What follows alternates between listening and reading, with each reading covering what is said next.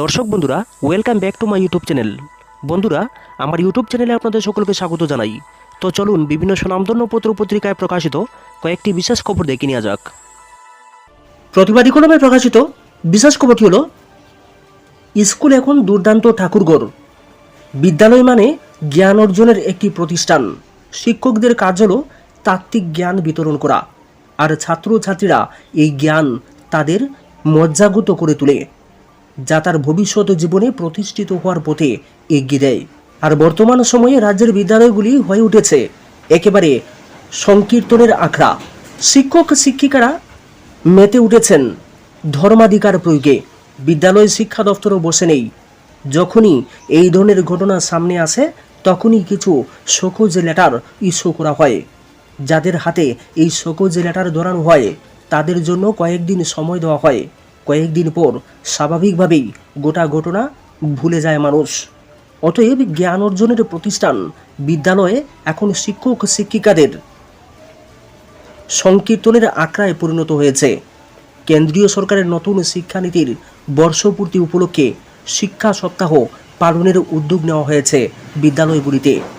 কিছু কিছু স্কুল এদিন শিক্ষা সপ্তাহ পালনে বেশ অভিনবত্ব দেখিয়েছে।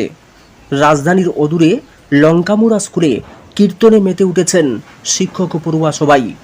আবার শান্তির বাজার এবং চরকবাই স্কুলে একযোগে মনসা মঙ্গল পাঠ করা হয়েছে। বেশ এগিয়ে গিয়েছি আমরা বলাই যায়। দিন দিন স্কুলের সংখ্যা কমছে, ছাত্রছাত্রীর সংখ্যা কমছে, শিক্ষকের সংখ্যা কমছে। সাম্প্রতিক সময়ে বিদ্যাজ্যোতি স্কুলগুলির ফলাফল এক কথায় চোখে আঙ্গুল দিয়ে দেখিয়ে দিয়েছে যে আদতে রাজ্যের শিক্ষা ব্যবস্থার বর্তমান পরিস্থিতি কী। দুর্ভাগ্য, তারপরেও টনক নড়ছে না। বছরের একটা দীর্ঘ সময়ে স্কুলগুলিতে ছুটি থাকে। বিভিন্ন অজুহাতে বিদ্যালয়ে প্রায়ই ছুটি পড়ে যায়, অর্থাৎ পড়াশোনার সময়সীমা অনেকে কমে গিয়েছে। ছাত্রছাত্রীদের অবস্থা এখন এক প্রকার বেহাল। মাধ্যমিক এবং উচ্চ মাধ্যমিক পরীক্ষার ফলাফল একেবারে নজিরবিহীন ব্যর্থতার সাক্ষ্য বহন করছে। তারপরেও শিক্ষা সপ্তাহ পালনের নামে কিছু স্কুল রীতিমতো নজিরবিহীন উৎসবে মেতে উঠেছে। সচেতন অভিভাবকরা নিশ্চিতভাবেই বিষয়টা মেনে নিতে পারছেন না। জ্ঞান অর্জনের শ্রেষ্ঠ প্রতিষ্ঠান বিদ্যালয়ে কেন সংকীর্তনের আখড়া হয়ে উঠবে?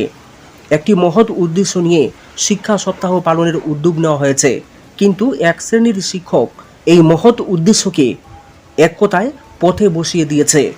অবশ্য বিভিন্ন সময়ে বিভিন্ন বিদ্যালয়ে এই ধরনের আমোদ প্রমোদের খবর পাওয়া গিয়েছে, কিন্তু মনসামঙ্গল পাঠ কিংবা সমবেত সংকীর্তন, সেটাও পড়াশোনা লাঠে উঠিয়ে এই ধরনের নজিরবিহীন ঘটনা আগে দেখা যায়নি। এত বড় ঘটনা যখন ঘটে গিয়েছে, তখন শিক্ষা দপ্তর চুপ করে থাকে কি করে? তাদের কাজ একটাই, শোকজ নোটিশ ইস্যু করা। লঙ্কামুড়া স্কুলের প্রাথমিক বিভাগের প্রধান শিক্ষককে শোকজ করা হয়েছে, কিন্তু 2-3 দিন পর মানুষ ভুলে যাবে এই সব। তাহলে সচেতন অভিভাবকেরা এখন আর কার ভরসায় থাকবেন? শুধু সংকীর্তনই বা কেন? আগামী রবিবার প্রধানমন্ত্রী পোষণ শক্তি নির্মাণ কর্মসূচির অঙ্গ হিসেবে সমস্ত বিদ্যালয়ে তিথিভোজনের ব্যবস্থা করা হয়েছে। এটাও রীতিমতো অভিনব। প্রতিটি জেলার শিক্ষা দপ্তর শুধুমাত্র ছবি চায়, অর্থাৎ অনুষ্ঠানটা কতটা সফলভাবে করা হয়েছে তার ছবি পাঠাতে হবে। এবার যে কাজের জন্য স্কুলকে দায়িত্ব দেওয়া হয়েছে, সেই কাজটা আদৌ স্কুল কর্তৃপক্ষ সঠিকভাবে করতে পেরেছে কিনা সেটা দেখার কেউ নেই। কোনো ক্রমে একটা ছবি তুলে জেলা অফিসে পাঠিয়ে দিয়ে নিজেদের মতো করে সংকীর্তন বা মনসা মঙ্গলে মেতে উঠে, এটাই কি এখন ট্রেন্ড হয়ে যাবে? একটি পবিত্র শিক্ষাঙ্গন এখন রীতিমতো ধর্মাধিকার পালনের ক্ষেত্র হয়ে উঠেছে। নিজের মতো করে বিষয়টার ব্যাখ্যা করার মতো লোকের অভাব নেই, কিন্তু প্রকৃত ব্যাখ্যা কি রাজ্যবাসীর চোখে যা কখনো ধরাই পড়েনি, তা কেন এখন আমাদের চোখ ধাঁধিয়ে দিচ্ছে? মনসামঙ্গল পাঠ কিংবা সমবেত সংকীর্তন অবশ্যই আমাদের ধর্মীয় অধিকার। তার জন্য রয়েছে মন্দির সহ বিভিন্ন উপাসনালয়। হঠাৎ শিক্ষা সপ্তাহ পালনের অঙ্গ হিসাবে কিছু শিক্ষক বিদ্যালয়গুলিকে কিছু সময়ের জন্য উপাসনাস্থল বানিয়ে ফেলেছেন। একই বিদ্যালয়গুলিতে পড়াশোনার সময়সীমা ক্রমশ কমছে। চতুর্দিকেই শুধু অভাব। শিক্ষক শিক্ষিকা নেই, কমছে বিদ্যালয়ের সংখ্যা। যে কয়েকটা টিকে আছে, সেইগুলিও এখন আস্তে আস্তে উপাসনালয়ে পরিণত হচ্ছে। তার ইঙ্গিত কিন্তু পাওয়া গেল এদিন। সকজ নোটিশে আর কি আসে যায়। মোদিজির সামনে কি সংকট বেড়েই চলেছে? আফমো ইকবাল সদনে ঘন্টার পর ঘন্টা বক্তৃতার মাধ্যমে গর্জন করা ব্যক্তি, 56 ইঞ্চি বুকের ছাতি বলে দাবি করা আমাদের মাননীয় প্রধানমন্ত্রীর মুখের সেই হুঙ্কার, সেই সুদৃঢ় বক্তব্যের ভাষা কেমন যেন আকর্ষণ হারিয়ে ফেলেছে। তার কথার পরতে পরতে শোনা যাচ্ছে না করতালির সেই গর্জনও। সম্ভবত নিজের অভ্যন্তরীণ তিক্ততা চরমে পৌঁছে গিয়েছে এবং ভক্তরাও আতঙ্ক ও অস্থিরতার মধ্যে রয়েছেন। না পারছেন কিছু কইতে আর না পারছেন সইতে। অপরদিকে সঙ্গের ভিউগুলো তার জন্য লাগাতার ঝামেলা তৈরি করে চলেছে। বলা হয় মন্দ দিন এলে চারিদিকে থেকেই সমস্যা ভিড় করে ঘিরে ধরে। বাজেট অধিবেশনের প্রথম দিন মিডিয়ার সামনে কথা বলার সময় মোদিজি আবেগিত হয়ে বলেছেন যে তার শ্বাস রোধ করা হচ্ছে, তাকে কথা বলতে দেওয়া হচ্ছে না। একজন প্রধানমন্ত্রী হিসেবে তার এমন আবেগিত কথা বলা এবং নিরাপত্তার অনুরোধ করা আঁতকে ওঠার মতো বলে মনে হচ্ছে আমরা এই কোন প্রধানমন্ত্রীর কথা শুনছি। অথচ একসময় এই সংসদ ভবনের ভেতরেই তার কণ্ঠে শোনা গিয়েছিল এক একেলা সব পর ভারী। কোথা থেকে কি হয়ে গিয়েছে সব কিছুই যেন অভাবনীয়। শুনতে তেতো হলেও বাস্তব সত্য হচ্ছে ইন্ডিয়া জোট সম্প্রতি সকল মিছাকতার ব্যবস্থা বন্ধ করে দিয়েছে। এখন তিনি বলতে গেলে বলবেনটা কি যেন খুঁজে পাচ্ছেন না।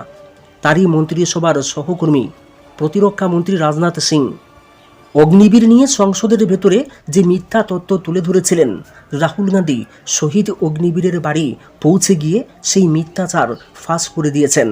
অর্থমন্ত্রী নির্মলা সীতারামনের মিথ্যাচারও কয়েক মিনিটের মধ্যেই সোশ্যাল মিডিয়ায় ছড়িয়ে পড়েছে। পেপার লিক মামলায় শিক্ষামন্ত্রী ধর্মেন্দ্র প্রধানের মিথ্যা দলিল নিজের বিভাগীয় কর্মকর্তারাই আদালতে ফাঁস করে দিয়েছেন। এমন পরিস্থিতিতে মিথ্যার শিরোপা কাকে দেওয়া যেতে পারে সেও এক বড় প্রশ্ন হয়ে দাঁড়িয়েছে। এই মনোভাবই হয়তো মোদিজির কণ্ঠরোধের অনুভূতিতে প্রতিফলিত হয়েছে। অপরদিকে মনে হচ্ছে রাহুল গান্ধীর ডরো মত ওর ডরাও মত স্লোগানটি বেগবান হয়ে উঠেছে। যারা সত্য বলছে তারা বিলকুল বেপরোয়াভাবে বলে যাচ্ছে, আর মিথ্যা যেন পালিয়ে বেড়ানোর পথ খুঁজে পাচ্ছে না। সংসদের অভ্যন্তরের একটি দৃশ্য খুব ভাইরাল হচ্ছে, যেখানে দেখা যাচ্ছে বিরোধী দলপতি বাম দিক থেকে হাউসে প্রবেশ করছেন আর প্রধানমন্ত্রী ডান দিক দিয়ে হাউস থেকে বেরিয়ে যাচ্ছেন। এটি কোনো সাধারণ দৃশ্য নয়, বরং এই যেন ভবিষ্যতের এক পূর্বাভাস, যখন মোদিজিকে এইভাবে নীরবে বিদায় জানানো হবে। এরই মধ্যে আরও কিছু কাণ্ড ঘটে গিয়েছে। রাহুল গান্ধী যেমন সাধারণ মানুষের সঙ্গে দেখা করে থাকেন, তেমনি তিনি গিয়েছিলেন তার অফিস কর্মচারীদের সঙ্গে দেখা করতে। সেখানে গিয়ে আরও বিব্রত বোধ করেছেন। অফিস স্টাফের মধ্যেও যে এমন পরিবর্তন এসে গিয়েছে তা হয়তো তার কল্পনার বাইরে ছিল। সেই কর্মসূচিতে কর্মচারীরা যেভাবে তার সামনে প্রশ্নের উপর প্রশ্ন উত্থাপন করেছিলেন, তাতে একজন অকপট বক্তা হয়েও অস্বস্তিতে পড়ে গিয়েছিলেন। সেই সময়ে তার সঙ্গে ছিলেন বিজেপির সভাপতি তথা ক্যাবিনেট মন্ত্রী জেপি নাড্ডা। মোদিজি যখন সেখান থেকে বেরিয়ে আসেন তখন চেহারায় ছিল ক্রোধের বহিঃপ্রকাশ। যখন তিনি সেখান থেকে ফিরে গাড়িতে বসছিলেন তখন তার চেহারার উপরে পড়া ফ্ল্যাশ লাইট বন্ধ করে দেওয়া হয়েছিল। প্রথমবারের মতো তিনি অন্ধকারে গাড়িতে চড়ে সেখান থেকে বেরিয়ে আসেন। পারিপার্শ্বিক পরিস্থিতি সমূহ থেকে মনে হচ্ছে চারদিকে থেকে যেন অন্ধকার আমাদের প্রধানমন্ত্রীকে ঘিরে ধরছে। মনে হচ্ছে এই মুহূর্তে ক্ষমতা ছেড়ে দেওয়াই হবে তার জন্য সম্মানজনক। এইভাবে জবরদস্তি ক্ষমতা আঁকড়ে থাকা কারো জন্য সম্মানের কারণ হতে পারে না। এখন তো ওরাই বলতে শুরু করেছে জায়গা খালি করে দিতে, যাদের হাত ধরে তিনি ক্ষমতায় এসেছিলেন।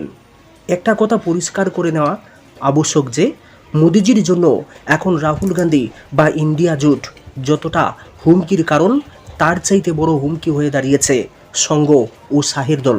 জোটের বড় শরিক ভাজপার প্রতিদ্বন্দ্বী ছোট শরিক মথা। আগামী 8 আগস্ট ত্রিস্তরীয় পঞ্চায়েত নির্বাচন অনুষ্ঠিত হবে খোয়াই আরডি ব্লকে। মোট 25টি গাঁও সভার মধ্যে খোয়াই বিধানসভা কেন্দ্রের মধ্যে 15টি এই ব্লকের অন্তর্গত। কল্যাণপুর বিধানসভা কেন্দ্রের 4টি, রামচন্দ্রঘাট বিধানসভা কেন্দ্রের 5টি এবং আসারামবাড়ি বিধানসভা কেন্দ্রের 1টি পঞ্চায়েত অন্তর্ভুক্ত। মোট আসন 249টি।